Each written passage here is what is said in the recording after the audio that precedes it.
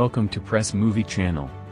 It was the reign of holdover hits over the extended MLK weekend box office, with several titles either passing important milestones or posting numbers that deserve a round of applause. Generating more money in its fifth weekend than most pandemic-era movies have been able to in their debuts, director James Cameron's Avatar: The Way of Water grossed $31.1 million over the traditional three-day weekend, and is projected to finish the four-day holiday period with $38.5 million. This takes the science fiction sequel's running domestic total to $570 million, which means that it is still pacing ahead of its predecessor at the same point. But the first Avatar, which was released in 2009, virtually refused to drop for weeks, ultimately finishing as the highest-grossing movie in history with $2.9 billion worldwide. The Way of Water won't hit that figure, but its current global haul of $1.89 billion means that it will definitely become the first movie of the pandemic era to gross more than $2 billion worldwide, and will overtake Spider-Man: No Way Home's $1.91 billion lifetime haul very soon.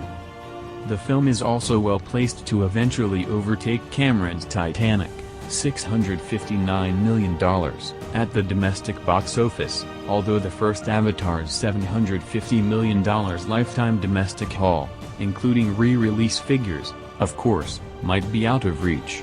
Next up, The Way of Water will aim to overtake Incredibles 2's $608 million haul, to claim the 12th spot on the all-time list. Coming in at number 2 with a measly 40% drop from its first weekend is Universal's horror hit Megan. The film added $17.9 million over the traditional three-day weekend, and is projected to make $21.2 million by Monday, pushing its running domestic total to just under $60 million. That's a strong result for the well-reviewed and enthusiastically received film, which reportedly just cost $12 million to produce. Universal also claimed the number 3 spot with Puss in Boots: The Last Wish. Released over a decade after the original, which concluded its global run with over $550 million, The Last Wish added $13.4 million over the regular weekend, and is estimated to make $17.3 million by tomorrow, which will take its running domestic total to over $110 million.